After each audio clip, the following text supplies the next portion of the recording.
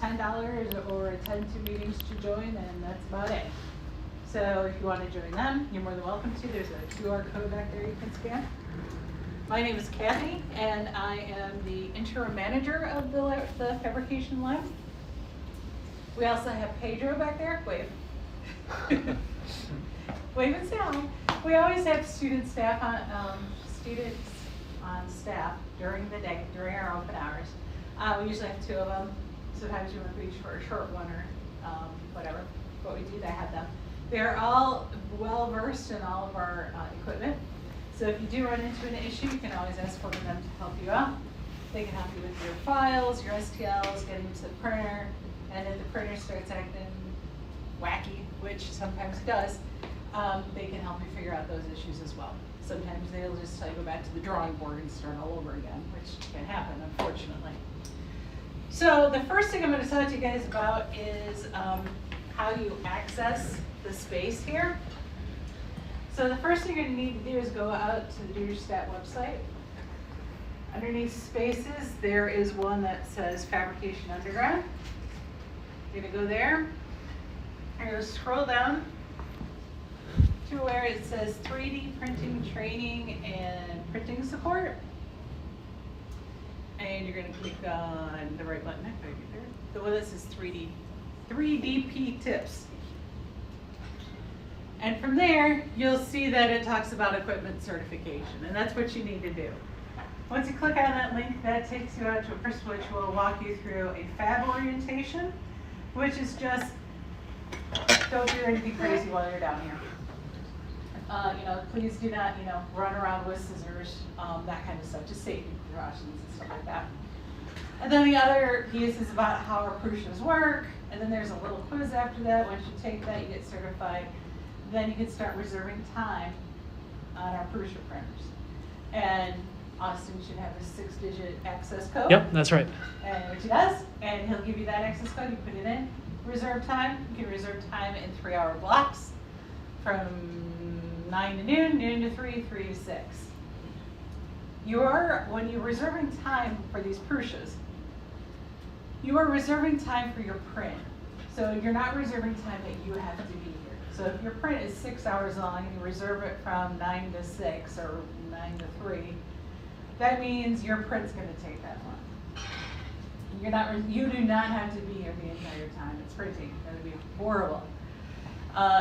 It'd just be boring as all get out. But we do expect you to stick around for the first couple of layers, make sure that the print is going the way that you expect it to go, and then you can go ahead and run away. The next thing you're going to do after you do all that, and part of the training, I think, is also to download the Prusia Slicer. And what the slicer does is it takes your files that you create and it slices them into literally layers, just like a CT scan would. And with that, it'll calculate how much it needs, where to put itself, and all that kind of fun stuff. And then it'll export it out. And then you have your stuff that you need to take to the print. Fun stuff we'll show later.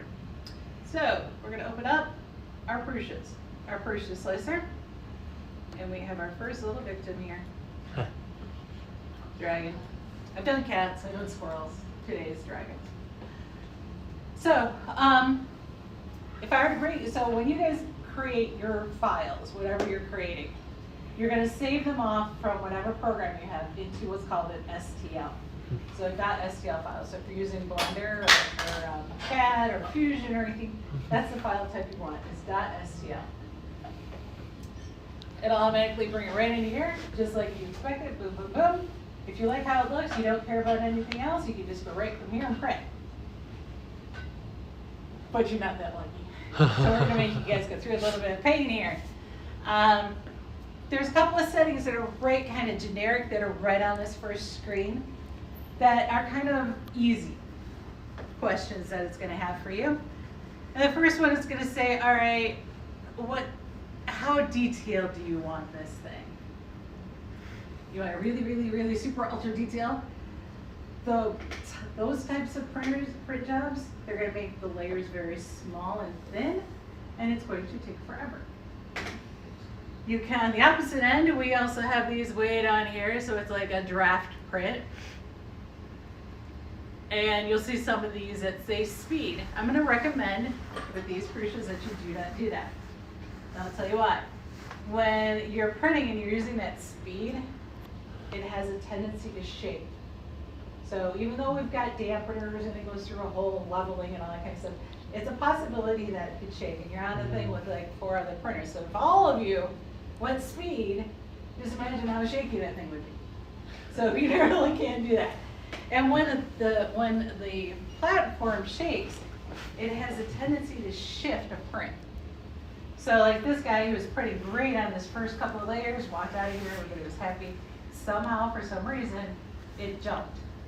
And so then one layer went wackadoo, and that is a technical term, wackadoo. See, I told you guys it gets bad. And then it went another step, and it started printing again. Yeah. So that's why you really don't want to use the speed setting. I mean, you can do whatever you want, but don't say it anymore. The next thing we have is, and usually we just leave it whatever it comes up with, the type of filament we're using. You will always use PLA here, and it's always going to be this white that we have in the printers. It's kind of vanilla white. It'll automatically load what printer you have because you're going to tell it in the very beginning what printer you have. And then you've got supports, which never skimp on supports. Is it locked? Is that seriously locked? Why didn't anybody tell me this was locked? Like, no wonder we haven't had any business. Supports, you always want to have them. So if you think that you might need them, you're going to want them. And especially anything that has like what we call over 45-degree overhang. So if you think of, you're standing there, you've got your arm out. This is bigger than 45. It's probably 89, 90 degree angle. When it goes to put its layer down, it's got nothing here to support that layer. So it's going to go into air and it doesn't know what to do. And that's when you get all this stringing stuff that goes all over the place because there's nothing to support it with. So that's why we always say to use supports. Unless, of course, you're building something that's just perfectly square, perfectly round, then you might not need them. But for a figurine like this, you definitely want supports on this sucker. And we usually, what we do is we'll put support everywhere. So it's not only going to support itself to the board, but to itself too. So there'll be pieces that won't be able to work just on their own. Second thing we have is infill. Infill is how much stuff do you want inside your particular object. So the less you have, the thinner it is, the lighter it is. The more you have, the more stuff you have in it, the heavier it is. So it's all kind of based on what you are looking for in your prints, in your designs. And when it's sitting here like this, 99% of the time it's going to do a grid type of infill. And that's kind of what's happening here with this little lizard guy who we didn't get to print on because it failed. So it's going to be, if it's just like this, it's going to go with grid. That's its default. You're going to want to use a brim. And the brim is obviously on the outside of this guy. There's all this really thin filament just sitting here. This is to basically help adhese it to the bed. So if we don't have this down, some of this stuff would not stick down to begin with. So like his feet wouldn't stick down, and probably some of these really tinier parts would stick. This stuff is the easiest stuff to pick off. All I have to do is just kind of click it, snap it, and it's gone. So you just take that, peel it all away. There might be some in between here on some hinges that you'll have to peel away, but other than that, it keeps it all together, keeps it as one solid piece, so that you can pull it off when it's done. And we'll pass that around. When it comes to the, so I'm gonna put it over on this guy. Let's just go ahead and slice it, just for grins and grins and giggles.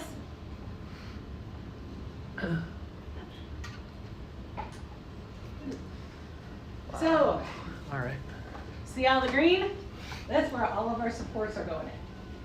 So it is knowing that, okay, his nose, his arms, his legs, or his wings, that's stuff that it can't print. It's basically bigger than a certain angle degrees. And I have something underneath there to help me build. So he's got supports here, here, here, here, here, here, all around here. When it comes off, it'll be easy just to kind of pry that off a little bit. It can take a little bit of work, but most of the time it's going to be pretty easy. So, literally, if you're happy with it, you save it, you're done. But of course, we're going to go into a little bit more detail. Infills. You go under print settings. This is where you're going to do a lot of kind of changing some things around. So say you really don't, you know, it's just going to sit up on my shelf. It's not going to be that, you know, it's not going to do anything. I can make it lighter. Probably 5% is as low as you want to go. I wouldn't go any, and you don't want to go really high either, because you know that's just wasting filament. So say we change this down to 5. We have our fill patterns, depending on what you're printing, and depending on what is your print supposed to do. So say you have a print that you want to be able to withstand pressure from on top.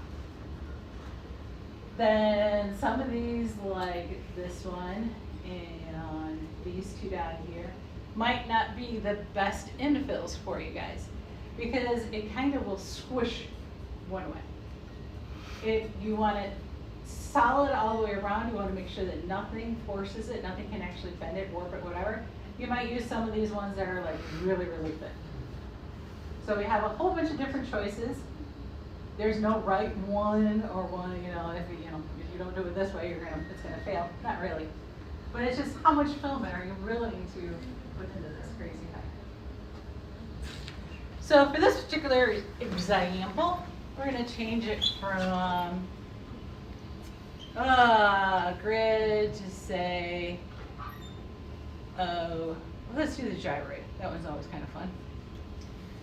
And it's gonna say, what do you want the thickness, the lengthness? How thick do you want it? And when it goes to the top and the bottom, you don't need to worry about the fill patterns for the tops and the bottoms. That's just saying, okay, what layers how do I want those filled? They're really not being filled anyway, so you can kind of leave those alone. The rest of the stuff you're not gonna ever play with.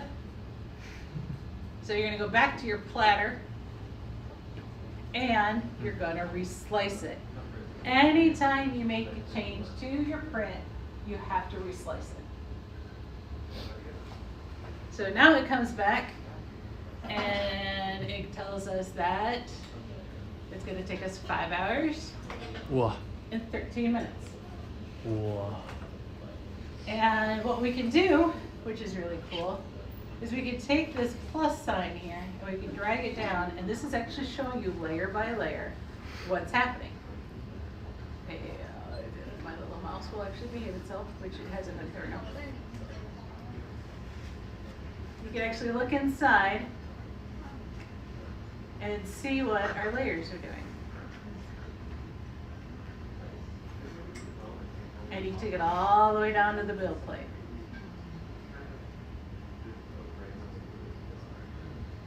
So it kind of looks a little wackadoo.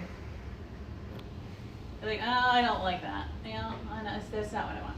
So you can go back to your print settings and change it and say from like gyroid to triangles. And go back to the platter and reslice it.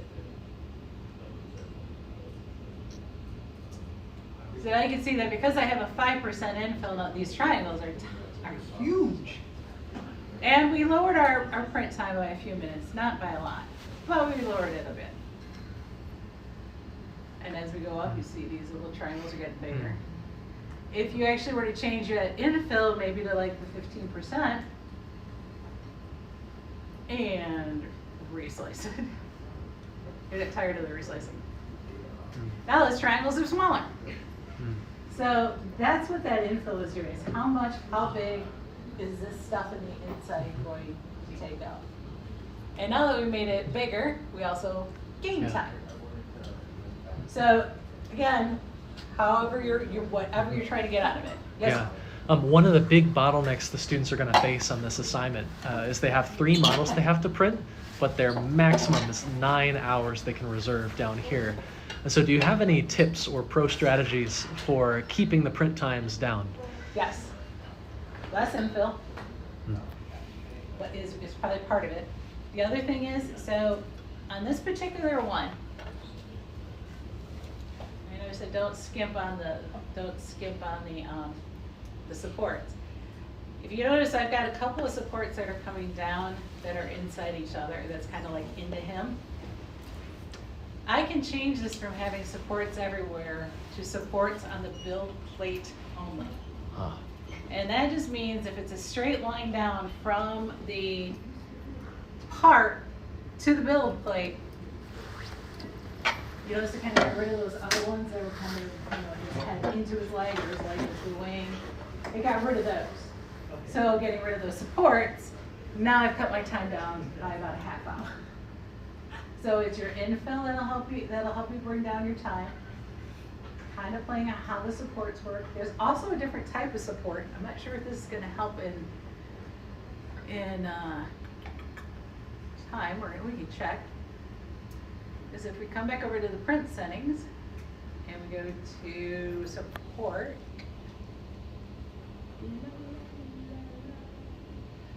you can change the degrees. So right now it's set at a 45-degree angle, so anything greater than a 45-degree angle is going to get support. You can change that percentage, maybe make it 60. So anything that's greater than a 60-degree angle is going to get those supports. Don't want to get it much higher than that. Where is it? What would you recommend for stability? Is 60 kind of risky? Will that lead to warping? It could be. It depends on the part itself. So if you have something like the Dragon, I would say you could probably get away with the 60. I wouldn't go much higher than that, because then you're getting almost equal to a 90-degree angle. 90 degrees is bad. The computer just doesn't like 90 degrees. So keep it back 50 to 60. That's kind of like the sweet spot that we found for all of our printing around here, at least with the FDM, with the filament printers. See right here where we have the style and it says snug, there's also one that's called organic. And let me show you what that does. It's actually a interesting type of support. You notice the supports before, they kind of look like a wall that was zigzagged. Wow. These they look like trees. Most other places call them trees. I'm pretty sure they call them organic. But it actually will actually support it a lot better than, and you're still at a higher angle than it did with the other stuff. So that's also another, it might add time, it might lose it. It depends on the print. So in this particular case, unfortunately, it increased the time. Things that you don't want to sacrifice. Do not sacrifice wall thickness or the number of walls that you're putting into a print. Let me show you what I'm talking about, if I can get there. There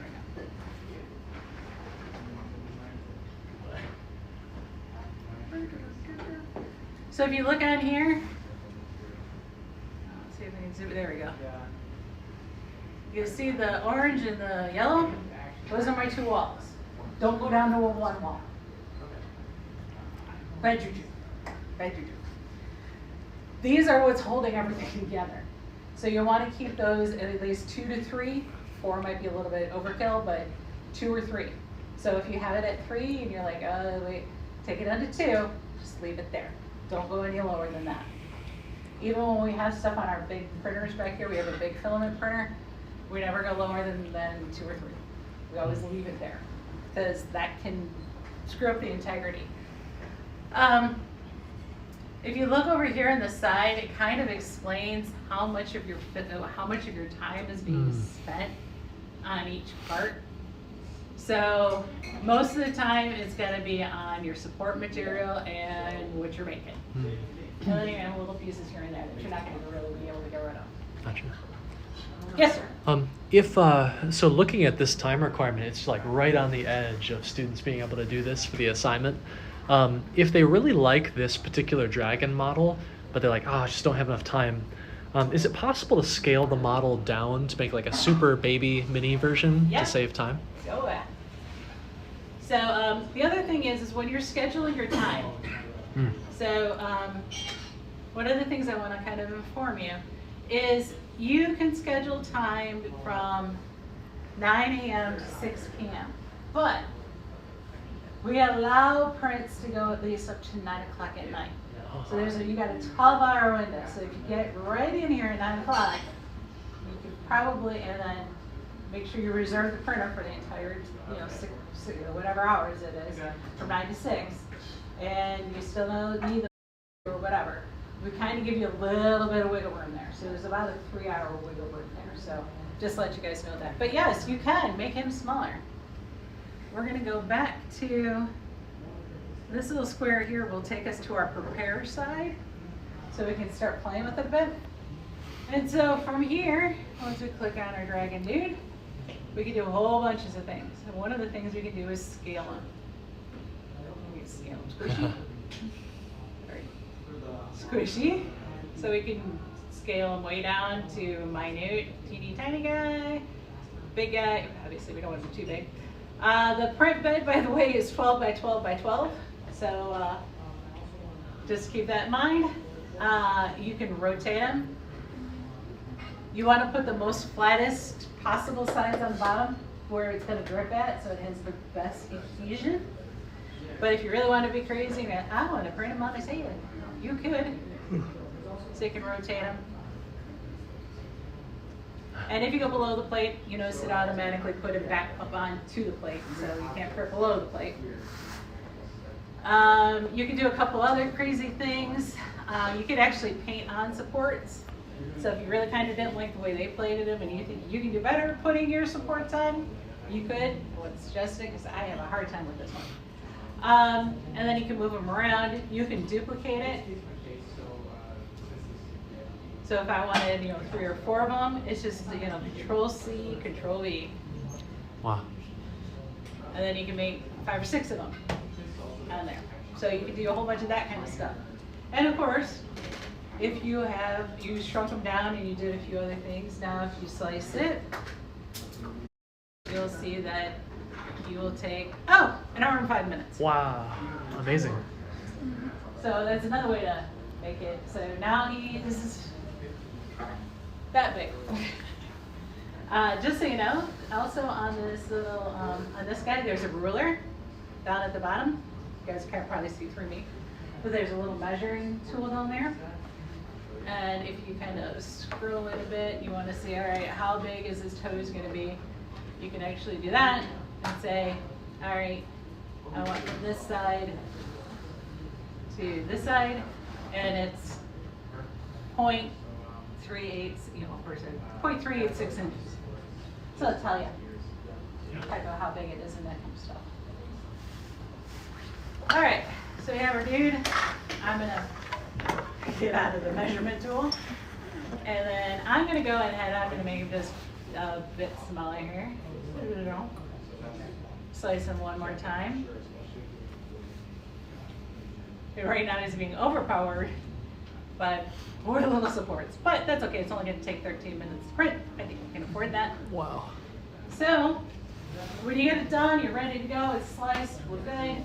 The next thing you need to do is you need to put, it's called G code. So it'll put it into a coded language that it understands.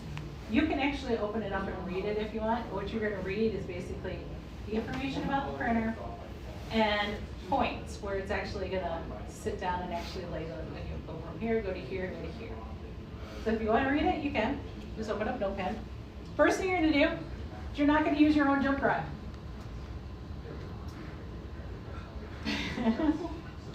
I don't suggest you use your own jump drive. Grab one of ours. We have a whole container full of them. And the reason I say that is if you have anything else on this jump drive, you're not gonna be able to access it for however long your print is going. So if you've got a 12-hour print, you don't don't put your thesis statement on here and go home over the weekend, because you won't be able to get back in here to get it. So that's just kind of why I say grab one of ours. They're sitting there. We also have at that, where that set of printers is, kind of like directly behind the wall that you can't see, there is a little adapter for the USB to C, so that you can, because these are all USB A's, and there's one on our laptop bar. So you can, and there's one on the desk too. Thank you. So we're going to export our G code. We're going to export it out to our B drive. Save it.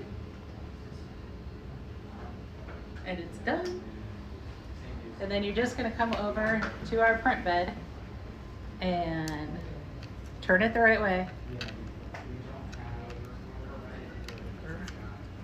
There we go. Pull it. It's smart enough to know that the last file that was put on the drive is probably going to be the one that you want to print. So it's going to come up and say, hey, is this what you want to print? You're going to say, print. Just push the button. The little dial thing is also a button, so you just push it on it. And now it's going to take a while, and it's going to think.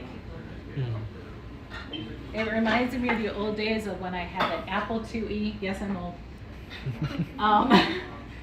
And whenever we wanted to print something, the screen would flash printing, thinking, printing, thinking.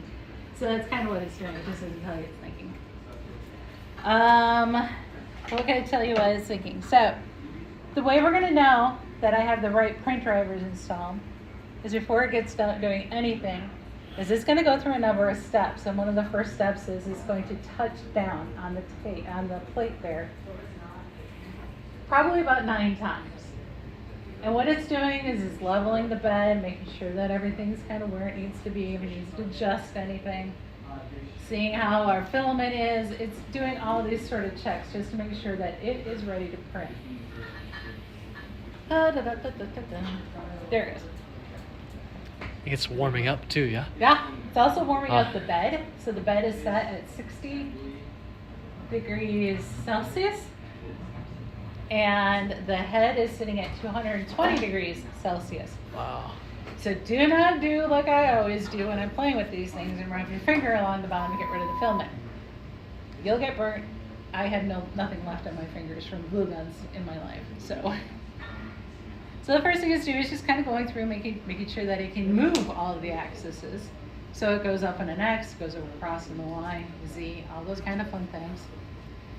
And then it'll start doing its little touchdown. It'll put a teeny tiny layer of filament right at the top of the thing just to make sure that it's got the print head primed and ready to go. And then it'll start printing when it gets there. So as you can see, it's little touchdowns. Yeah. Wow. It's fun. So while that's doing that, I'm going to go steal something from If you're curious, it looks like there are a lot of jobs going on back there, like today. So, when you get a moment, go ahead and look back there and see what is being printed. So, while it's doing all this fun work, we just stole this off of another printer. So this is what it prints out. And it's a magnetized plate. So down here, it's actually magnetized onto this thing. You're going to feel like you're going to break it when you try to pop it off. But it's okay, it's supposed to come off. So it's just on there very, very tight. Your print will be on here, centered, or wherever you decided to put it at. And then the next thing you do to take it off is you just bend this a little bit. Bend it this way or bend it this way. It's meant to bend. At some point in time, you're going to hear it go, and it is ready to be taken off. You'll hear that release. Do not use one of these. This is to remove paint from walls, not 3D prints. What has happened in the past is people are like, I swear I'll be really careful, I won't do anything. It will gouge, more than likely, onto this thing. And even the smallest gouge or the smallest cut on this, they're not like these pads that you have at your desk. Those are all self-healing. So if I were to take an X-Acto knife and kind of go through there, it kind of actually seal itself. These don't. So even though it might not affect your print, it might affect the next person's print where it actually will get more stuck to the plate and then we have to do more work to get it off. This also is another little tool. If for some reason your prints are just not adhering to this, we have alcohol all throughout this place. Take it, squirt it down with some alcohol, rub it off, and that might actually help because there might be oils on your print touching it. Because I can't get my hands off of it either. So now it's just doing its little printing. Yep. And now technically we only have 4 because that time that it gave us was what, 13 minutes? 4 of that are 4 minus 13 would be, thank you. This is why you're in college and I'm not. It took 9 minutes to do all that work.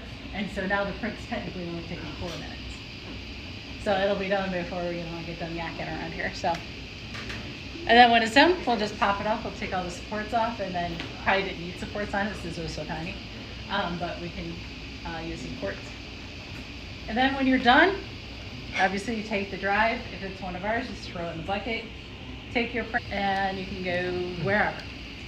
If we do this, if it goes into getting closer to like 8, 9 o'clock, and the next morning your print is sitting up there, we will remove it because we have other people who are going to be using those printers.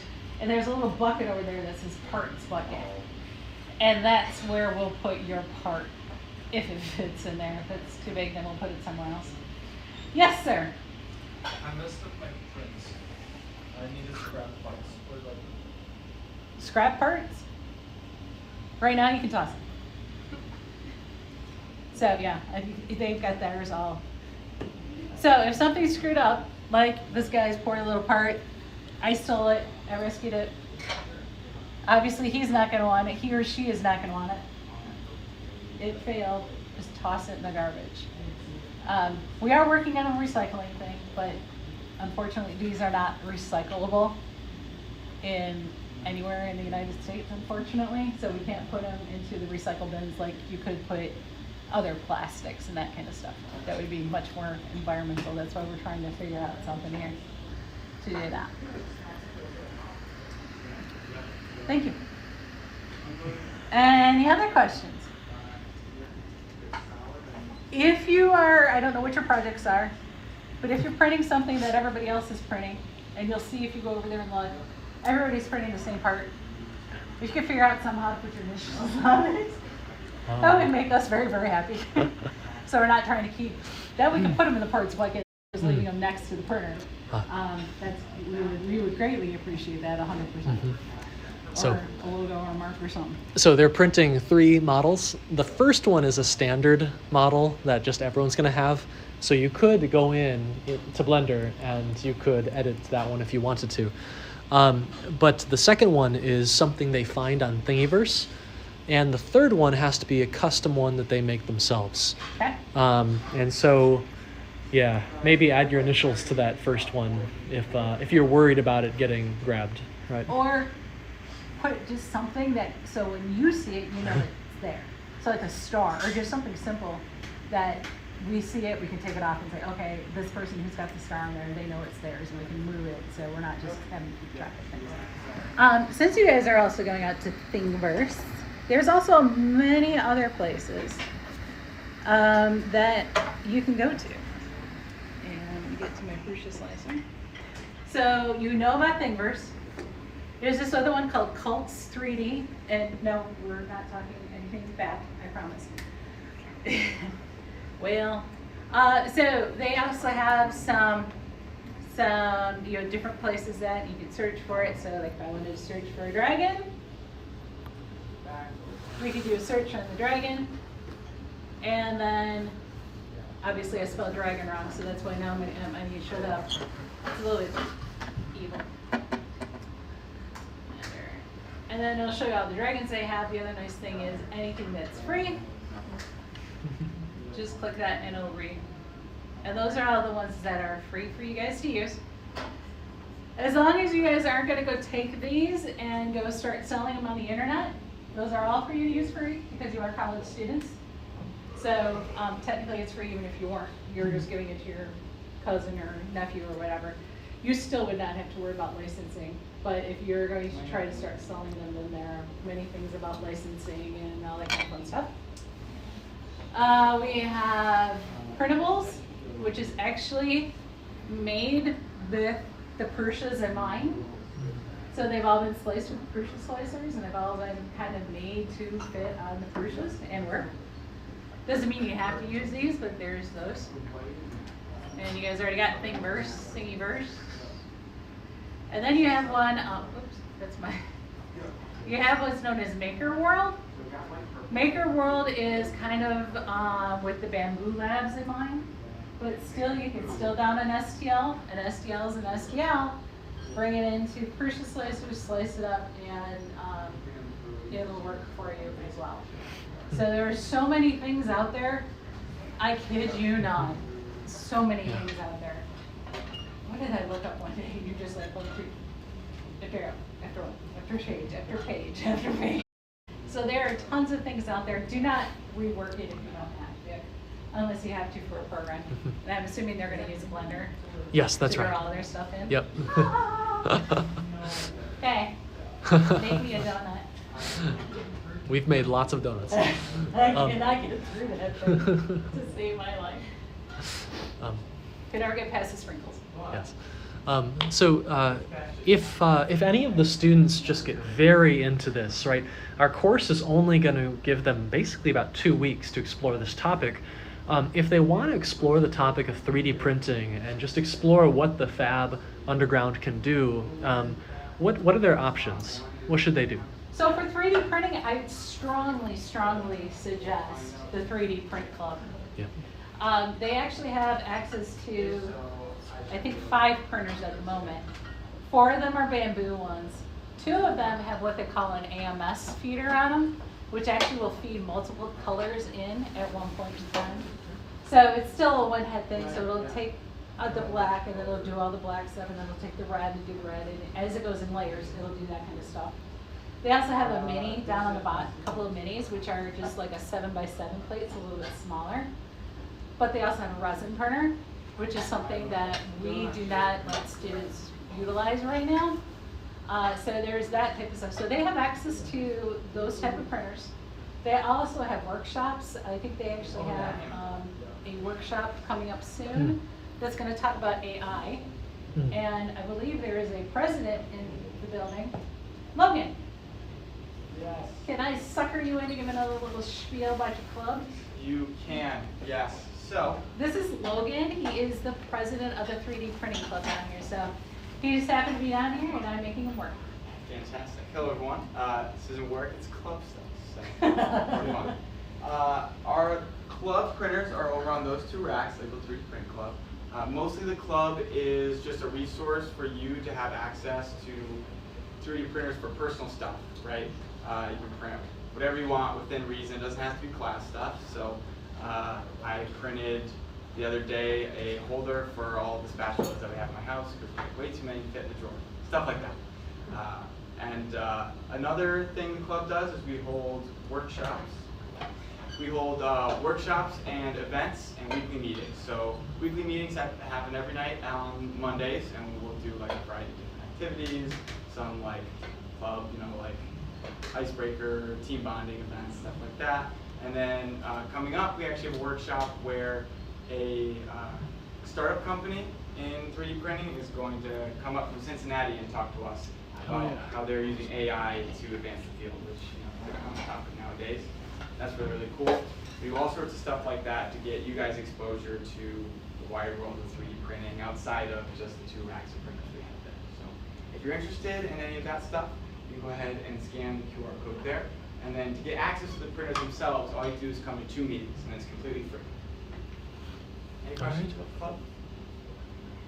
Okay, Logan, thank you. Hey, Logan. Appreciate it. We had another class at 2:40, so you might have to do the spiel again if it's still here. Yeah, it is fun. So Cool. The other things we have within the space, we have We do have a laser cutter. We have Bantam CNC mill. We have a workshop, wood workshop back here. We have soldering stations and that kind of fun stuff that you guys can all use. All of them require that certification that I showed you earlier. So each one of them has their own certification. I'll warn you, the laser cutter is a little bit tough, but I'm sure you guys will pass it with these. The laser cutter has some spares leftovers that you're more than welcome to use if that will work for you. And the wood shop over here, we have a lot of wood that's left over, usually from upstairs in the video studio. They'll bring us when they break a set down. We got a whole bunch of wood here. So again, and these again are not correlated in any class whatsoever. If it's just your personal thing, you want to build a box or something to put in the back of your bike, have that. We have hammers, nails, screws, all sorts of tools over there. We have a bike repair area where we actually have a bike rack you can put your bike on and you can do whatever you need to do. And we have a tire pump over there, so don't feel bad about bringing a bike downstairs. They're used to it. So, but there's a lot to do here, and if you just want to come in here and chill, come on in and chill. That's kind of what we do here. Okay, rock Okay. and roll, Any everyone. questions? Yeah, let's thank Kathy for the presentation. Thank you so much. You're welcome. It looks like we're getting toward the end here, and those support beams, yeah, those are just, they took over the model. Yeah, they're wackadoo. We have about, probably about like 10 more minutes until we'll head up and do the swap. And so, I encourage you to walk around, check out the fantastic equipment that are here, ask any questions that you might have. In particular, I recommend looking at the amazing Prusa rack that is back there. I think there are 8 printers, Yep. and chances are you'll be using one of them. And we're getting a 9th printer today sometime. Wow, amazing. That unfortunately only one class gets to use it, but it's a 5-head Prusa printer. 5M. Yeah, so you can print Interesting. all the colors at once without having to like purge, pick up a new Wow. one. No, they're all 5 heads. Oh. They have 5 different colors in them. It's very luxurious. Oh yeah. Thank God somebody got it for us. Yes. Oh. Oh, so cute. I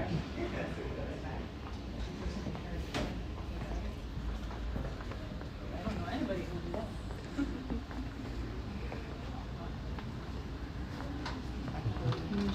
Yeah.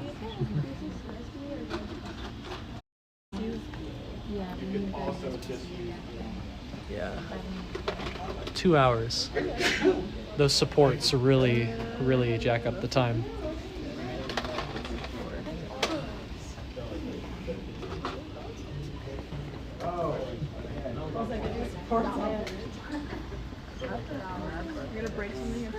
Doesn't quite look intentional. Which one? Oh, this? The top. Oh yeah, that's definitely messed up. Yep. So what happens, we didn't have a lecture in the Vis Studio on this topic, but I think the assignment spec will show you. It has a video of how these things fail. What happens is you get the spaghetti monster because the Prusa printer is going to print and melt some of its medium in the air, assuming something is below it. If it has built a structure, but that structure starts to sag, it is going to try and print in the middle of thin air. And because that thing has sagged, there's nothing for it to sit on anymore, so it will create this floating spaghetti monster as filament is just dumped into thin air with nothing below it. And so that's what happens. And if that happens to you, please take a photo and put it into the Discord server so we can all laugh, okay? Not at you, but at the funny spaghetti creature that we get, okay? So, and one final warning, be careful. Your currency on this homework is time, okay? I'm not saying that you should always choose the simplest models to print, the lowest risk models to print. But if you are running low on time, like you've only got one slot you've got one model left to go, choosing a risky model might mean that you can't submit it. That means you get partial for that problem, which means you're losing 20, 25 points, okay? So be careful. All right. And if you can, try and have all 3 models, all 3 G codes ready to go on your flash drive, so that if you have extra time in a given slot, you can sneak in a second model, boom, free up a ton of time. So you can maybe do a riskier model, okay? Riskier models will make you more popular among your peers. So good luck, everyone. So like if you mess up on one of your models, Yes. it still counts as a submission even though it's like No. funky looking? Or do So you have to redo it? if it is obviously messed up, it will be pretty obvious. And we Yeah. do want you to redo it. Okay. Typically that would mean going back into, well, you could choose another model that's less risky, but it could also mean going back into the slicer and making different choices with like infill, right? Oh, we need more structure, or we need to increase the level of support columns that we are creating, and then try it again. Yeah. Okay. So, how much more time do we have? We've got 30 minutes, that's 50 minutes. Let's take about 5 more minutes. In 5 minutes or so, we're going to head back up. One thing I would recommend, these Prusas are awesome. There's a course, an entrepreneurship, Center for Entrepreneurship course. I think it's like ENTR, like 390 or something, dedicated to 3D printing.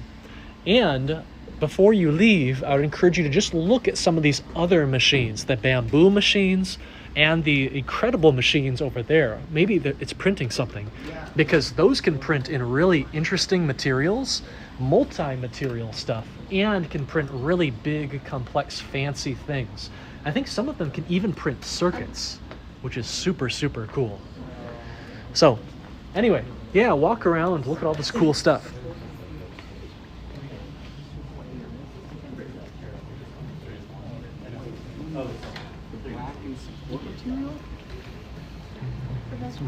Yes. Do you know where the adapters are? The adapters are somewhere, like the USB-C adapter. Yeah. Oh, yeah, okay. USB-C adapter right here? Oh yeah. There it is, to the table. There's one at the other end. What are you looking for? USB-C adapter. USB-C adapter. Yeah, I guess the main one is right down This here. guy? Okay. Yeah, so I guess it's right here. Yep. Cool, thank you. No problem.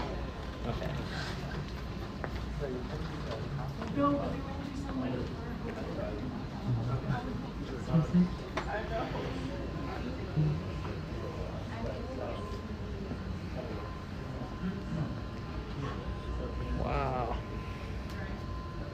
Laser.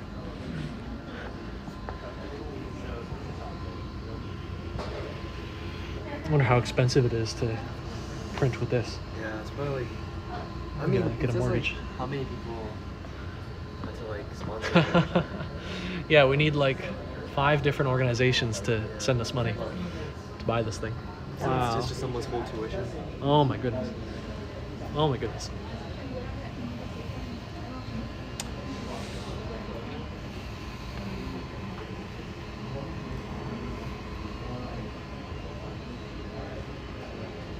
Whoa. This program reminds me of like the kind of software I saw in the 90s, like growing up. The 3D. Yeah. Yeah, it's like, looks like an audio mixer. Yeah. This is glad to. This is when UI used to be created. Yes, that's right.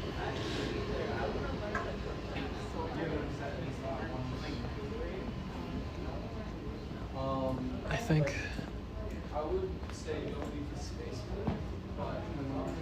Mhm. Did Kathy, did our dragon finish? Yeah, I did. Oh, where is it? Where's my baby? Okay. Where's the baby? The baby. The dragon. Where did I put it? Oh, it's so small. Wow. Okay, ladies and gentlemen, the dragon has finished. Come see the baby dragon has been born. Try to pass it around. Oh my. Wow. I'm sorry. Do you want to try passing it around? Or Yeah, yeah. Just pass it around a little bit. Oh no, more balloons. Oh, Yeah, try and make your models a bit bigger than this, okay? Like, I think technically they would still get points, but No, I'll just. Is your mask size? Yeah. No, I'll make it really small, but I'll angle the camera pictures to make it look big. How did you get it on? You will not be able We to got this remove on. the supports. We got this recorded. You will Dude. destroy your part. Yeah. 9 to 6. I bet like the smaller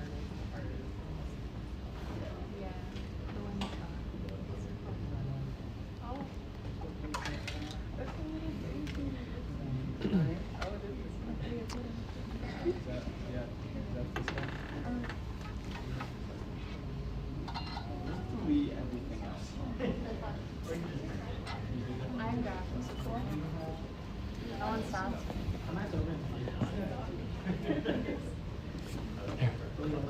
Thank you. Oh, I think it's already broken a wing. Well, it was broken. So that's the issue. That's part of the issue with making small parts. You cannot remove the supports without damaging the Yeah. product itself. Makes sense.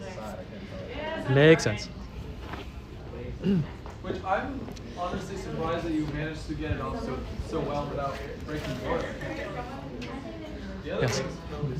Kathy, I with the second group, when it comes down, I won't come down with the second group. My assistant will. Okay. But I really appreciate Yeah, your help not a today. problem. Great Not a problem. presentation. Thank you. And yeah, hopefully we won't have too much of a log jam. We got 80 students. Many of them were not here in person. They're watching on Twitch. Oh, okay. And My first Twitch feed. that's right. Oh, I'm so excited.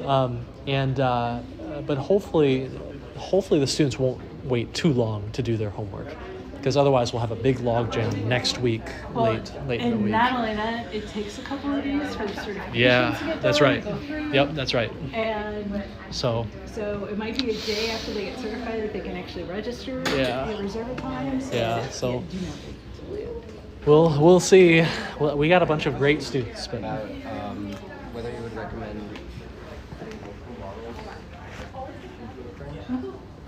do these not, they don't strain too much at all?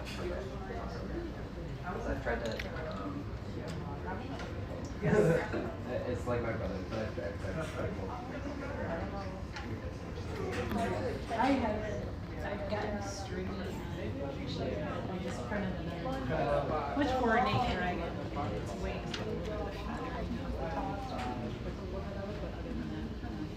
oh, like putting multiple things on this, like okay.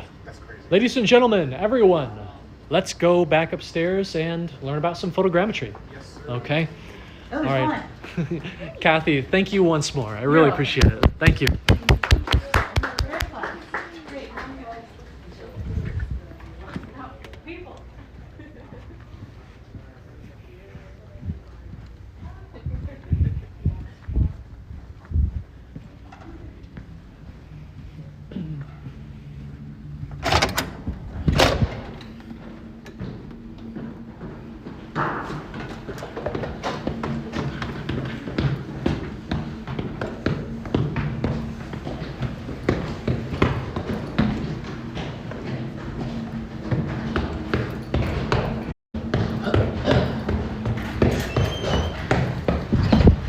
Thank you. Hello. We're gonna be. Oh, is everyone coming down? Yeah. So Before I even said so? Oh my gosh. Let's have everybody come over. Ahead of the game. Good stuff. You saw me coming up via the stream? Oh, stream sniper. Okay. All right. Have fun, everyone.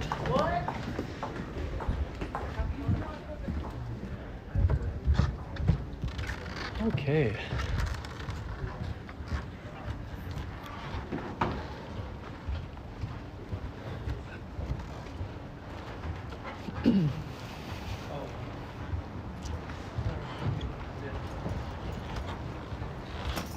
Okay.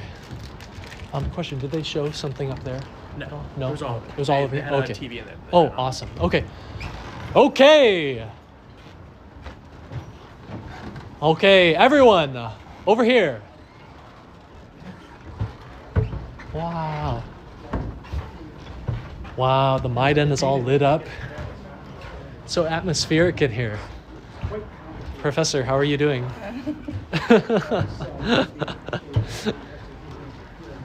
Wow, it's so moody. Look at that. Wow, it's gorgeous.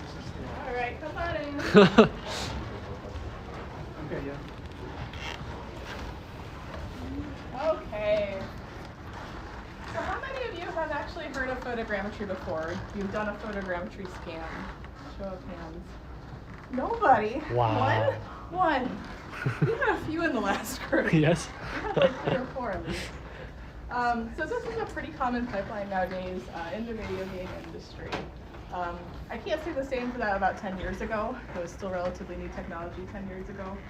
But what we're seeing more and more nowadays is this is an established pipeline. If you have a video game or a 3D film that requires very lifelike visuals, there are now entire companies that are just devoted to scanning things and creating video game assets using photographs. So who would have thought that, you know, eventually you'd have a career where you're taking photographs of rocks in some cases. So we're gonna start by watching a video here that kind of goes over the process as it is respective to video games.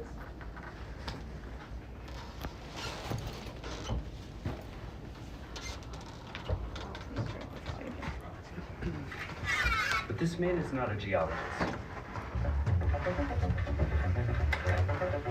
My name's Galen. I work as a producer and an evangelist here for Quixel at Epic Games. Video game developer Epic Games makes games like Fortnite, but they're as well known for Unreal Engine, the ever-evolving game engine for a ton of video games and other industries that use 3D, from Hollywood movies to demos for architecture. That's part of why Epic Games Studio, Quixel, sends people here. Because getting high-resolution scans of rocks like these represents an evolution in making video games and all three-dimensional art. Where actually were you when you were doing these scans? The area specifically that we spent the most time in is an area called Hura Pass.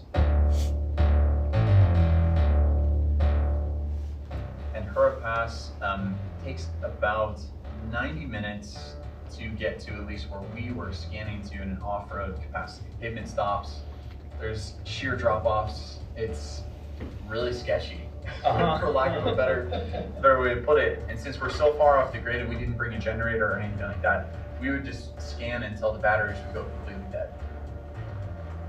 Galen is out there searching for rocks that might look good for Epic's tech demo, set on a moody, slightly alien landscape. In this clip, Galen is taking high-resolution pictures of this rock from a bunch of different angles. The tent keeps light even, no hard shadows. On the back, he's got a battery pack to keep going longer. And on the ground, there's a scale marker, so they'll know how big the boulder is. These pictures are pulled into software, then they're stitched together into a 3D model.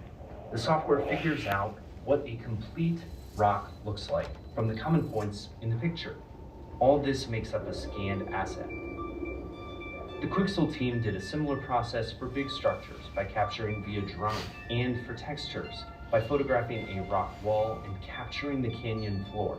Making them can be pretty hard work. You walk into an area and you think, oh, this is awesome. And then you start breaking it down, thinking about what's actually going to be useful.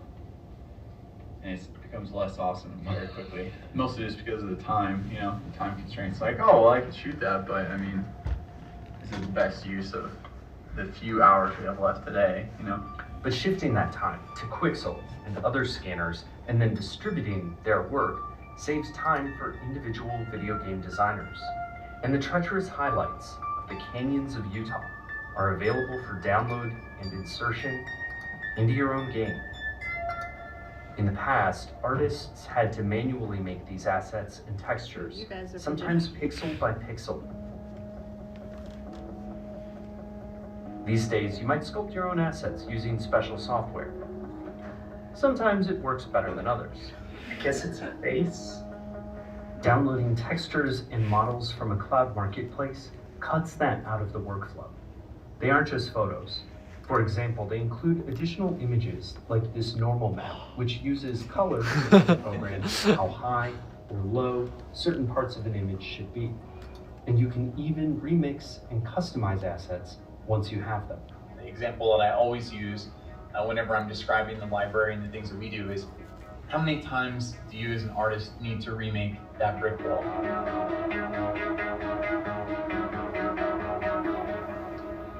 There are a lot of ways to get pretty good 3D stuff. Part of what's exciting about all this technology is that pretty much anyone can make a high quality 3D scan and get assets using stuff as simple as their phone. You can use professional stuff like reality capture, or honestly, your own phone might get you 70% of the way there. Do I look cool right now? I feel so cool.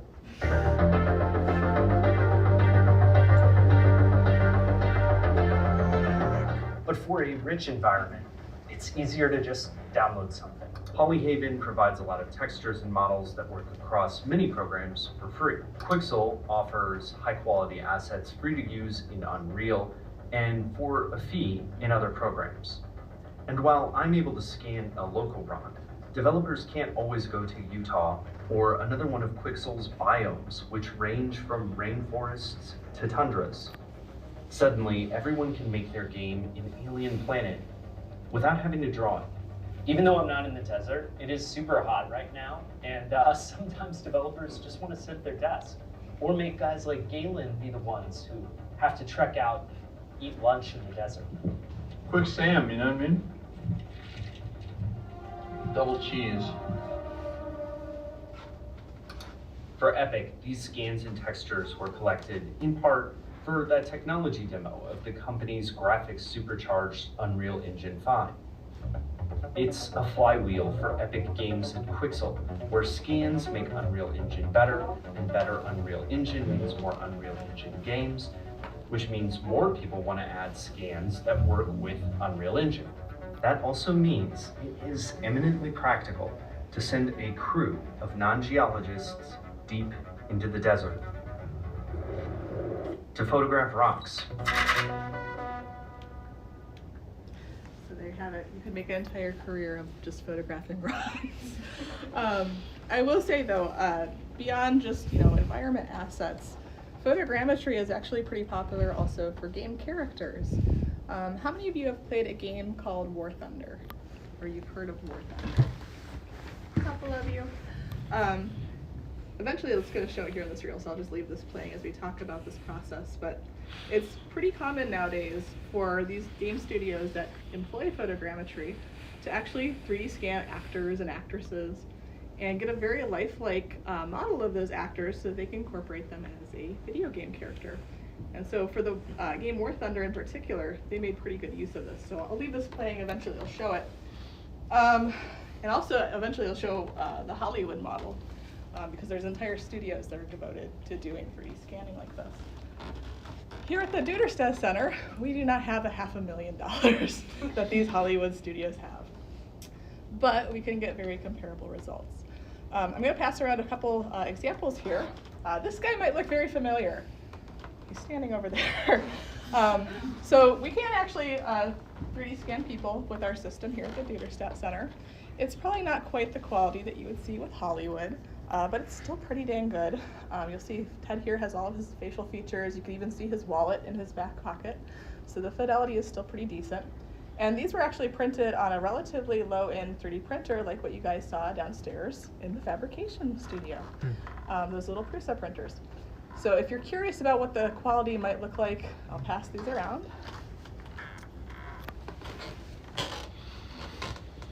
Now our system, it can scan people, it can scan objects. You can also scan things like interiors using photogrammetry.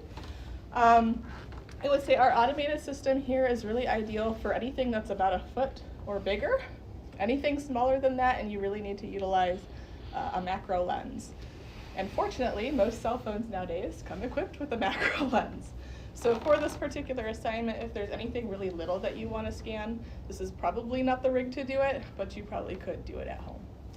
So let's take a look over here at the actual setup that we have. So if this was a big Hollywood studio that focuses on 3D scanning for photogrammetry, you would probably see a scaffolding very similar to this. In fact, you'll probably see it as the reel gets through some stuff over there. There's actually an example in that video reel. The difference between what we have and what Hollywood has is Hollywood has about 200 plus cameras. So you'd be walking into a big scaffolding like this, you'd be surrounded by cameras, and they all take a photograph all at the same time. As I said earlier, we don't have $500,000, unfortunately. I know Michigan is expensive, but we're not getting that funding here. We have instead a turntable with 5 time-triggered DSLR cameras. And so the way that our system works is you place whatever object that you want to scan over here on this turntable. It rotates very slowly for about 1.5 minutes. And as it's rotating, these time-triggered cameras are just constantly taking photographs. For photogrammetry to be successful with a method like this, you need a minimum of 3 cameras. And that is because this is a system that was primarily developed for scanning people. What's different between a person and an object that could cause problems when you're scanning? Any ideas? Problems for the object? Problems with scanning in general. Like if you scan a person versus an object, what could go wrong? People can change shape. Yes, people move. For that reason, the process for scanning a person with a setup like this is a little bit different than scanning an object. You know, objects you can scan anywhere. You can scan them in your dorm, on location, wherever. They're not going to go anywhere. When you scan a person, even if that person's trying really hard to be still, chances are they're still going to be shifting their weight slightly, looking in other directions, blinking. And anything that moves while it's being scanned has a potential to give you really weird results. What do you think happens if somebody moves while they're being scanned? Take a wild guess. Any ideas? It does, and sometimes in very strange ways. If you ever wanted to become a spider person, or imagine what you'd look like as a conjoined twin, just tilt your head as you're being 3D scanned. You'll end up with 2 heads and 5 arms. And so for that reason, it's very important that when you're taking photographs of a person for the purpose of creating a photogrammetry model, that those photos are taken very quickly. Hollywood doesn't have this problem because, again, they have 200 cameras. They all fire off at the same time. They capture a split second of motion. But here, where it takes about 1.5 minutes to do a full rotation and capture all those images, you have to stay very still. One of the reasons why you'll see that 3D print of Ted is in a very rigid pose, 2 reasons actually. One, it's a pose that he could hold for 1.5 minutes. 2, it's a pose that worked with 3D printers. There's no overhanging geometry that's going to require some kind of support structure. But yeah, if you had some really elaborate pose, like you're balancing on one leg or something like that, you may get some really weird results. Our setup here is designed for 3D scanning people or objects. Anytime that there's like a university, museum collection that they want to scan, 20 objects in succession, this is a great rig to do it because it really simplifies the process. You don't need to know anything about photography. These cameras are all calibrated in the software. So when you're doing your scan, you should not need to touch anything on the cameras. You can know absolutely nothing about photography. You will be A-okay. All of the settings are configured in the software. We tell you exactly what to set it to. So if you've never photographed anything in your life, you can still do this process. I mentioned that you need a minimum of 3 cameras to do photogrammetry. Does anybody have an idea why that might be? That's to triangulate. Yes, you got it. Your students are great, Austin. Yes, you need at least 3 cameras because that gives you 3 points to triangulate that object in 3D space. This is a photo-based method of 3D scanning. And so what the algorithm is doing is it's looking at your photos on a per pixel basis and it's seeing if it can find feature detail across at least 3 different photos. Because if it can find that in 3 different photos, that gives you your X, Y, and Z coordinates to plot a point in 3D space. You get a point cloud of your object and eventually a 3D mesh. Now, our setup has 5. These 2 cameras at the top, these have different lenses. These have zoom lenses. These are primarily for if you have a really intricate object or a person that you're scanning where you need a lot of really intricate detail preserved. You can have these 3 that are devoted to the bulk of the object, and then these 2 for close-up shots. When you're scanning something with this rig, for most objects, you can leave this turntable here on this table. There is a lever on the side to raise and lower the table. The scanning platform itself, this is very heavy. If you want to reposition this to the floor to scan a person, do not grab it by the base. This comes off. This is pretty heavy. This is designed to support like a 300-pound object. So you might need a little bit of help if you do want to move it.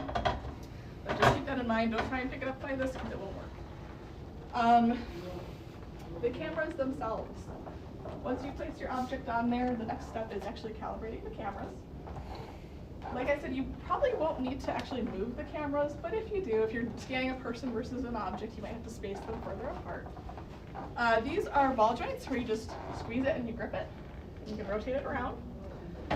These are the actual clamps that will move it up and down on the tripod. If you have to move the camera on the tripod, please, please hold the camera as you do it. Because these ball joints have a tendency to get very loose, and it's very possible that as you're moving a camera up and down the tripod, that these may swing and then slam the camera into the tripod. And sometimes they'll fall off if you don't tighten them enough. So I myself have actually broken a camera lens doing this. So I'm going to caution you against doing it too. For the most part though, with this setup, it's just a matter of flipping the cameras on. You should see 5 cameras on the control station over there. If you don't, this is a common problem that I see.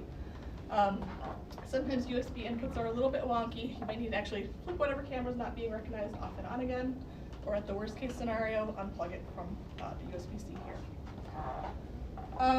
As far as actually like getting your object into the frame, really the only thing that you should have to change is the zoom on the lens. You just rotate the lens, it'll zoom in and out. That's all you gotta do. It is okay if they're not in focus. So as you're calibrating your cameras, if your object looks completely foggy in your images, that's fine. The camera software will autofocus. You just need to make sure that it's in the frame, and filling as much of the frame as possible. With photogrammetry, overlap is extremely important. Because you need to be able to see those same feature details across 3 different photographs, ideally what you want is this camera should have a little bit of overlap with this camera. This camera should have a little bit of overlap with this camera. Anytime that you do close-up shots with these 2 cameras at the top, they need some context. You need a wider shot to tell the software where those close-ups reside. So if you just have a close-up and there's no context to it, it won't know what to do with it. Any questions about that so far? How much does each camera cost? Each camera, the lenses are actually what's really expensive. The lenses alone are about $1,300. Wow. So the Oh camera my gosh. body I want to say is like $800. They're pretty expensive. But surprisingly with photogrammetry, it's not the quality of the camera that really matters. It's the number of cameras that you have and how many photos that you take. So if you take 300 photos, you're probably going to get a better scan than if you took 25 photos. You could take the same photos on an iPhone and get very comparable results. Any other questions so far? Okay. Now, there are a few things that scan really well with photogrammetry, and there's a few things that scan terribly. Photogrammetry, because it's an image-based method of scanning, it works really well with things that are very heavily patterned. They have a lot of wear and tear. They're decently big, like at least for our system, about a foot or bigger. And things that are very asymmetrical. Those things work great. There are a few things, though, that are very problematic, and not just with photogrammetry, but pretty much like any scanning method. Does anybody have an idea why reflective objects might be a problem?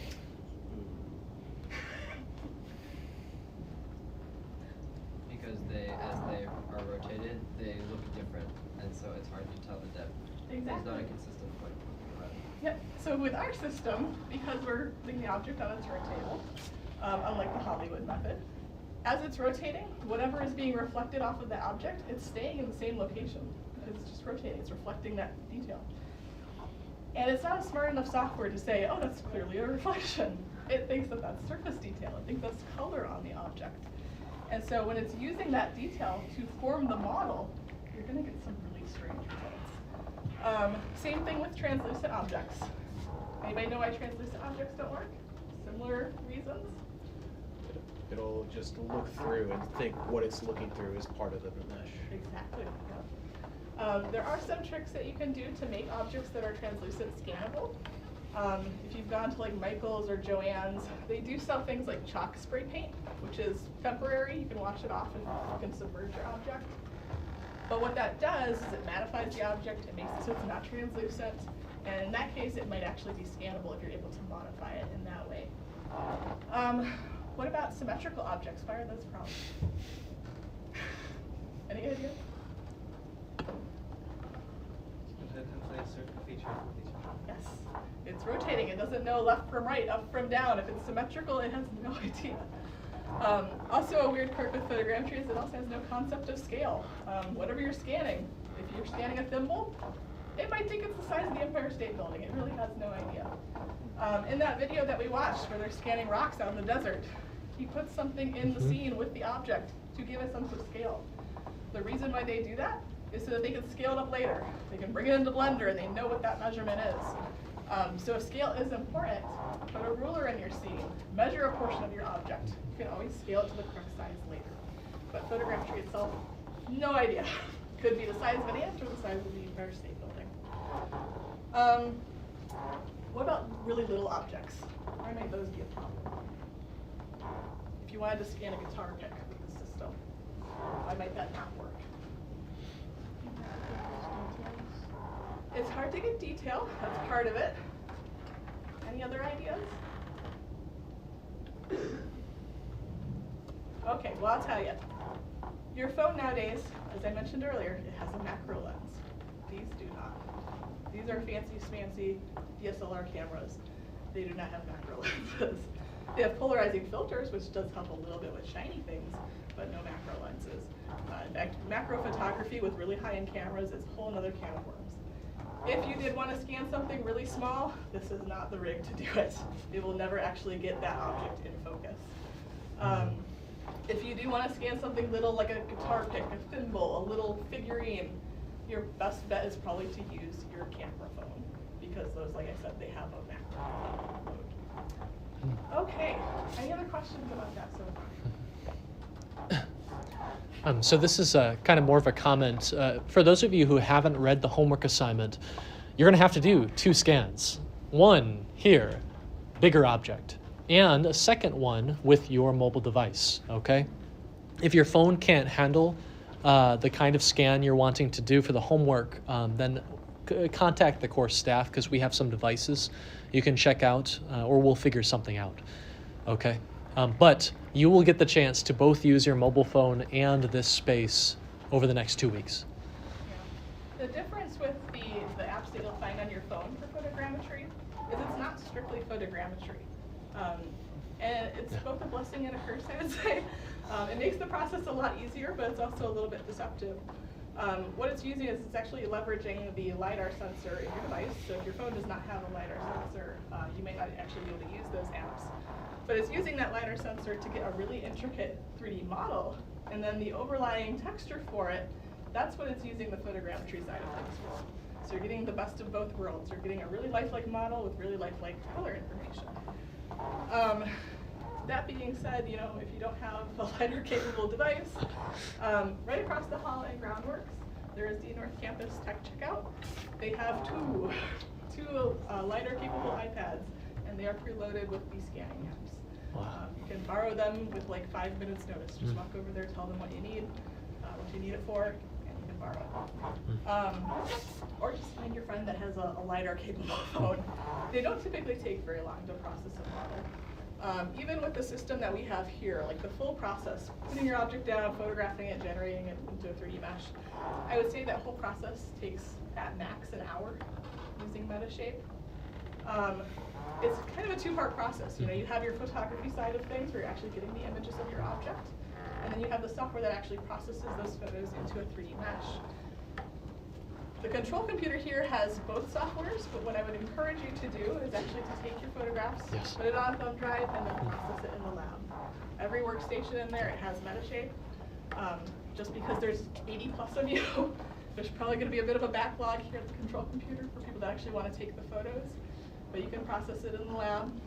Also, for Metashape in particular, they have a free unlimited 30-day trial for Mac, Windows, and Linux. And that allows you to do everything that you'd be able to do in the lab. You can export it. As long as you have a computer that can run it, you should be good doing this at home too.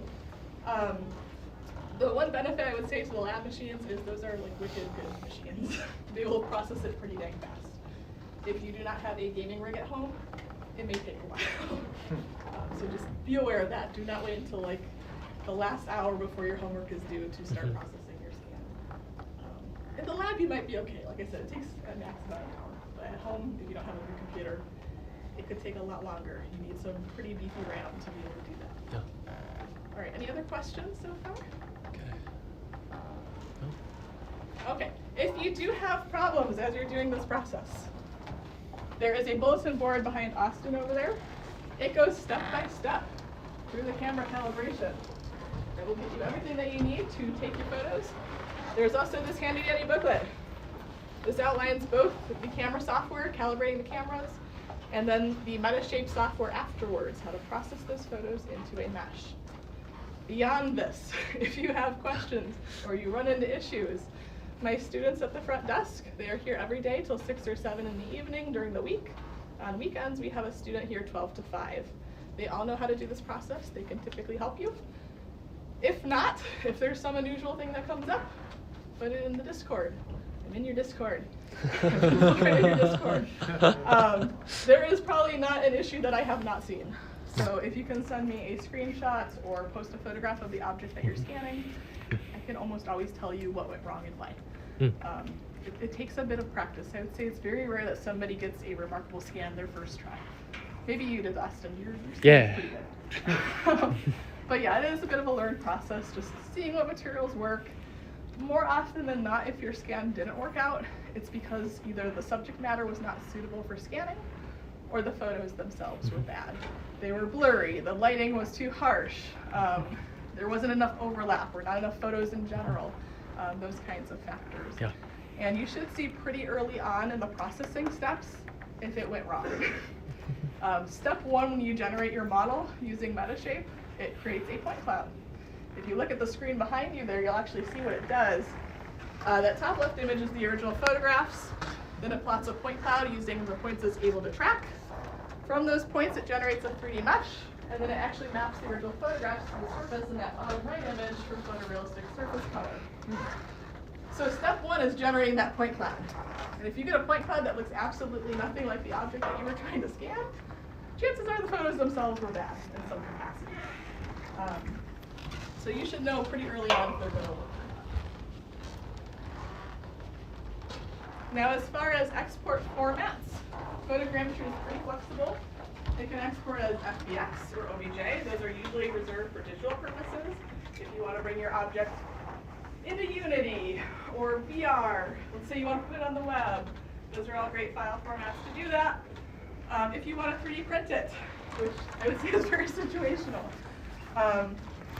Scan topology is notoriously bad. If you generate a really, really low poly model, you might be okay, but the more complex your model is, the more potential it has to have really bad topology, and 3D printers don't like that. But if you wanted to try it, Metashape can export as STL, which is, I believe, the format they would need for the Prusas downstairs. But yeah, try it at your own risk, because cleaning up a scanned model to be 3D printable can become a massive headache. If you're generating something super low poly, like I said, you might be okay, but if you want a big, beautiful scan like you see in those examples behind you, chances are those are not going to be printable right off the bat. They're going to have holes in the meshes, they're going to have overlapping vertices, they're going to have a plethora of issues that 3D printers do not like. Okay. All right. Everyone, Stephanie O'Malley is our photogrammetry expert today, but she does a shocking amount to support the community and local scene and so many courses and faculty projects behind the scenes, okay? So for her help today and for her help that she provides every day, Stephanie, thank you so much. You're welcome. So what we're going to show you guys next is the virtual reality Maiden. And again, this has nothing to do with your homework assignment. This is just for fun. But you guys have been learning how to 3D model and exporting your models as FBX format. And so if you ever did want to see your model in virtual reality, we actually have a super easy pipeline to do that has no programming involved whatsoever. So I'm going to hand it over to Ted, and he'll talk a little bit about that.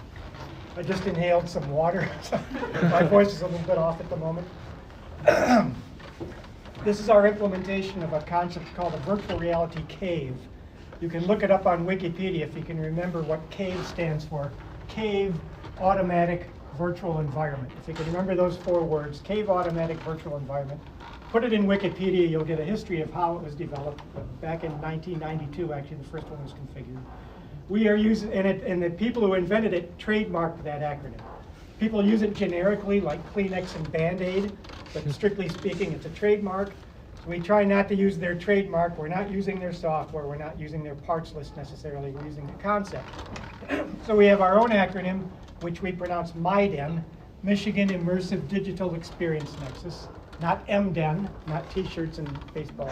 MIDEN, or just DEN for short.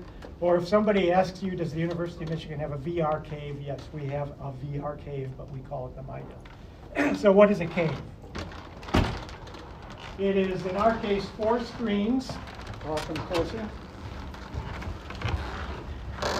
We have 3 walls and a floor that are all projecting stereoscopic images. This is actually this is a project from an art student, a first-year project in modeling for VR, 3D modeling for VR. She had no prior experience in VR. Stephanie taught this course several years ago. And so this is what she produced. It's flashing all over the place because of the motion tracking. The glasses you put on here, it's sort of like being surrounded by 3D movies because each of these screens is projecting a stereoscopic image. But in addition to the binocular parallax, I'm also going to have motion parallax when I step in. And so this thing should settle down. So you see the images shifting around because it's tracking me. And what that enables the system to do, first of all, unlike the head-mount displays, I can still see myself. I see my feet on this virtual floor. I see my hand going through these virtual cupcakes. I can put my finger on this frosting here. You see it on the floor, but I see it floating in space. I can walk around it, and it stays right there. The image for you is shifting from wall to wall, but that's because it's tracking me. So you can never do this in a 3D movie. A 3D movie that you see in a cinema is not a 3D movie. It's 2D movies. It's a left eye movie and a right eye movie. This is all common to VR. It's basically the same in a headset. They also do some motion capture, tracking that headset. But here, versus a head-mount display, I have 270 degrees of peripheral vision. As I mentioned, I can see my feet on the floor. I can see my hands. I'm not a ghost. I'm not an avatar. I'm not talking to avatars. I'm talking to humans. And you can put these on and step in. And we can track 2 people. Oh yeah, you can see stuff. This is right in here. Wait, how many fingers am I holding up? 2. These I've on. done it. Huh. So cool. Step in. Oh wait, you have one too. Hello. Oh my goodness. Oh wow. So this was modeled, I think, in 3ds Max. It could have been Blender. It could have been Maya. It could have been Rhino. You know, pick your 3D modeling program. You're learning Blender, fine. From Blender, you can export an FBX file, and we can put that in here. This is currently running our software, which we call Jugular. We cannot compete with Unreal Engine or Unity as far as like the gamification and all the interaction that you could customize if you know how to do it. But if you just have a 3D model that you want to get into VR easily and quickly, our software is your easiest way, because our interface is a text editor and an XML file. It doesn't take very long to learn. I can give you a template for a scene and tell you to change this one line in one file to make it point to your FBX file. And when things work the way they're supposed to, which is maybe half the time without problems, it'll be in VR. And this runs on the head-mount displays as well. We can run Unreal Engine in here. Unreal has a much bigger learning curve. And it doesn't move into here quite as easily as our software does from the head-mount displays, but we can do it. And so we have a couple of options for getting stuff in here. We have 2 pride points for our cave versus other universities. One is the fact that we can have 2 people in here at once. And that's because these projectors are pushing 240 images per second. Most caves only push 120. Caves, the way they project the images, is different than what the cinema does. The cinema, you put on these, they're barely more than sunglasses. They're polarizing sunglasses, but the eyes have opposite polarization. And they use that to filter the left and right. Caves don't typically do that for a couple of reasons. One, for it to work, you need a screen that preserves the special reflective properties. And on the floor, it's not going to do that. There's no way we're going to walk on a floor that's going to keep the reflective properties that it needs to preserve polarization. The other reason, in my experience, is if I have a very shallow view of a screen, polarization doesn't filter very well. So caves, as far as I know, all of them that I'm aware of, they use a projection method called a frame sequential stereo. And the glasses you're wearing are called shutter glasses. The system is actually only projecting one perspective at a time. So what that means is 60 times per second, it's cycling through 4 eyes. These projectors are pushing 240 images per second. And at any one instant, only one of those 4 lenses is open. Lenses filters. They're liquid crystal filters that go dark when a voltage is applied and clear when the voltage is removed, or vice versa. But each one is only open for a 240th of a second. So you put the glasses on, it looks darker because each eye is only getting light a quarter of the time. But it switches so fast that persistence of vision doesn't allow us to see the flicker. We just see a solid, stable 3D thing. We can reconfigure for single viewer, in which case we would have 4 times as many pixels per screen and twice as much light entering each eye. But we would lose the ability to have any collaboration like we can do here. With this thing, we can project a scene in here. We can have 2 people seeing it from different perspectives, but seeing it in the same virtual space. And she can put her finger on it, and she can put her finger on it, and they'll see it in the same place. You will see pictures of caves on the web with a bunch of people in there. But if you look closely, only one of them has the tracking markers.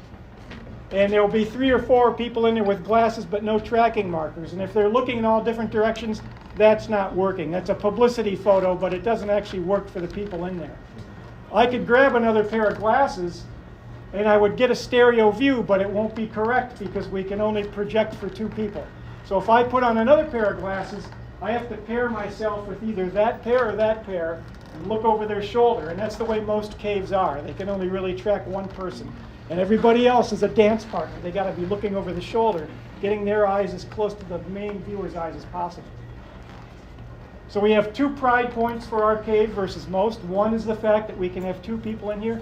The other is the fact that this is available to everybody on campus. Most universities with caves, it's locked away in one department or one funded project. And if you're not part of that group, you're not going to get access to it. If you're an artist and you want access to engineering's cave or physics cave, you got to get your dean to talk to their dean and change short codes, and maybe next month we can give you 15 minutes. Here we don't care if you're an artist, engineer, architect, dentist, doctor, lawyer. Anybody with an M card and 3D data is welcome to use the space. You all have the same privileges. But you have to provide us with the 3D geometry. It is not a 3D movie, and it's not just a bunch of pictures. It has to be fully XYZ 3D models, just like you're learning to do in Blender. Yeah, so the motion capture, these shiny balls on the antennas, there's no electronics in these antennas. They're just shiny balls with reflectors, and they're being tracked by these mocap cameras. We have 8 cameras. There's 1 over the door, and 3 on each wall, and 1 back there. You see the red LEDs, they're actually mostly infrared. And it's flooding. It's flooding these reflect. Yeah. It's so close. I don't want to run into the fake glass. Yeah. So these things are just glowing with infrared light. In the middle of each of those rings is an infrared camera. And so in a sense, it's kind of like photogrammetry. It's doing a bunch of triangulation to figure out where these markers are. So overall, the way it works, and virtual reality, I mean, basically works the same. Head-mount display in here. It's a little easier to conceive in here. Imagine this volume is full of vertices. That's your data, right? We load your data, and it's full of XYZ coordinates. They're filling the space. I put the glasses on. Okay, for me, there's some frosting right there. There's a tip of some frosting. There's a vertex there. I know where that vertex is because your data told me that's where it is. It has XYZ coordinates. I know where the screens are because they don't move. And I know where my eyes are because we're tracking these glasses. And so what we do mathematically, if I close my right eye and look at that vertex with my left eye, and I shoot a ray from my eye through that vertex onto a screen, and I do the same thing with my right eye, but my eyes are in different places, so it produces different images. That's what tricks my brain into converging, right? My brain wants to see one pixel, not two, so it converges. You know, we learn to do this as infants. And so I see this thing floating in 3D. If the left eye sees it shifted to the right, and the right eye sees it shifted to the left, it forces your sight lines to cross, and that's what makes it pop off the screen. If your eyes see it in the same place, it seems to be at screen depth. And if my left eye sees it to the left and my right eye sees it to the right, then it seems to be behind the screen somewhere. But it's the motion tracking that really creates the ability to walk right up to it. Right? Squeeze there. So we have two coordinate systems, a graphic system and a motion capture system, and they have to agree. So the system has to be calibrated. It's pretty stable. We don't have to mess with it very often. If I were to not have any scene loaded, you'd see a calibration grid. It sort of looks like, if you're old enough and you remember Star Trek Next Generation, the holodeck, this kind of looks like the holodeck when we have nothing loaded. There's a grid on all the walls, and we sort of tweak the projectors to get the grid to line up as well as we can. Our 0, 0, 0 point is the middle of the floor. And when we set up the tracking, we use that same coordinate system. We put a marker at that 0, 0, 0 point. The cameras all look at it and figure out where they are relative to that thing, and that's done, that's saved. And then we have to define a constellation of markers for each rigid body. The system in here is optimized for tracking rigid bodies. When we do full body motion capture, like behind the curtain, a marker-based system, it's only tracking markers, and there's a lot of data cleanup. You can track anything, but you'll spend as much time cleaning the data as you spent tracking it. In here, we don't have the option of cleaning the data. It has to be right instantly. So the software we're using in here is optimized for rigid bodies. So with the two glasses, if you look very closely, they have different patterns of markers. One has taller antennas than the others. And it's different enough that the system can distinguish one constellation from the other. And the game controller has another constellation. And so the tracking system, it knows glasses A, glasses B, game controller. It's tracking all those things simultaneously, feeding that to the application, which uses that to compute the perspectives, to tell if I'm touching something with the game controller, and then I can interact with it. Something I'll mention too, because we're about at time here. The same software we have running here in the Mida can also run on the VR headsets in the lab. So if you wanted to bring your 3D model that you've created as an FBX file into VR, you don't necessarily have to do it in the Mida. You can do it entirely in the Viz Studio. But on the VR headset, That's what I tell people to do, is set it up, whether you're using our software, this is our software running now, or Unreal Engine, do it on the headsets first, and then from there we bring it in here. With our software, we literally just copy the files. We don't have an elaborate user interface like Unity or Unreal. We don't have all those gamifications. We have 2 developers for this versus the hundreds that work for Epic. But if you have a 3D model that you want to bring into VR, our software is the easiest learning curve. Our user interface is a text editor and an XML file. And I'll give you a template and I'll say change this line in this file to make it point to your FBX file. And 50-50 chance it'll work the first time. Sometimes we have to debug materials, or sometimes, you know, there's little things go wrong, but it's easier than Unreal Engine. Easier and faster. No programming. A little bit of knowledge of XML. Awesome. This is super, super cool technology. Again, thank you so much for making it accessible to the widest possible audience. And hopefully, you know, as your college careers go on, if you ever have a need or want to do something really cool in a super cool virtual space, think of the Mida, okay? Think of all this fantastic hardware and facilities that we have. Ted, thank you so much. We are just about at time, but the mocap, motion capture, oh, the word came up, didn't it? So I know you're curious about this.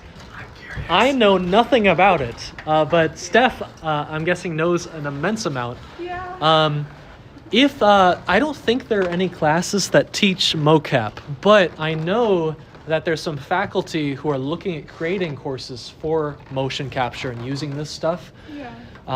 Go for it, Steph. There's kinesiology classes that do use it, and also some robotics classes. We have the same system that you'd see at Hollywood. This is an 8-camera infrared Vicon tracking system. If you've ever seen motion capture where they're suited up head to toe in black spandex and they have the same reflective markers that Ted showed you in the Mida that are affixed to their body, that's essentially what this system is. It's a very precise system if you want to take lifelike human motion and relay it onto a digital character. The disadvantage to this particular system, because it's a professional grade system, the post-processing is very arduous. I see a lot of students that reserve the motion capture system, they do their capture, they get their data, and then they realize that they have the daunting task of going through every single frame of animation that has been recorded, because motion capture plots a keyframe at every single frame. It doesn't do interpolation. And you have to make sure that all of those markers are visible, depending on what you were recording. Maybe those markers got occluded because they were doing crazy acrobatic moves or whatever. So the post-processing for this particular system can be very involved. It's not something to do at the last minute. It can take you weeks. We do have another system. It's a suit that has embedded sensors. Lower end system, not nearly as precise. It's called Rococo. That one is infinitely more accessible for students. The downside is it's a little bit more prone to things like drift because it's not as precise of a calibration. But because it's all sensor-based, it always knows where those sensors are. It's not like the camera-based markers that can get occluded. And so in that sense, you can get a very quick capture. There's really very minimal post-processing that's involved. Great system if you're just a student that wants to test it out. Relay your motions onto a video game character. Heck yeah. Sounds good. Stephanie, thank you. Okay. Everyone, that is pretty much it. A couple of reminders. Again, this homework 7 is meant to be easy peasy, but it does involve some time investment, okay? In particular, it will take maybe a day or two to get through the certification for the 3D printing laboratory. Then it takes a day or two after before you can start printing. And printing is not possible on the weekends, okay? So you can be in a good shape until those last few days when everyone is trying to 3D print. And then, there are just absolutely not any more physical time slots available, which means you can't finish your models, which means a big point loss on what should be an easy assignment, okay? So please be careful. Please try and get that certification right away so that you can get a slot, okay, and do your prints. The photogrammetry situation is not quite as bottlenecked. The staff, right, Steph, Ted, have done us a huge favor. They're leaving this space open. Usually they lock it up. They're leaving it open 24/7. I think, and that's going to be a huge boon, but it's not going to be very fun if you're in here at 3 or 4 a.m. on Sunday, okay? And especially if something goes wrong and there's no one around to help, okay? So please try and get photogrammetry done early as well. And then you can take maybe all of next week off and just relax. Okay, we'll watch a film at Big Stamps Theater. We'll get some extra credit for you if you can watch the film with us, and you'll have a great time, okay? Otherwise, all of you, I hope you have a fantastic weekend, and if you want to review anything you've seen today, it's all on this recording, okay, on twitch.tv. I wonder if there are any Twitch chats. I can't look at the chat when I'm filming, so I'll have to go look and see if anyone commented. But all of you, I hope you have a great time, and have a good weekend, okay? Take care. Bye-bye.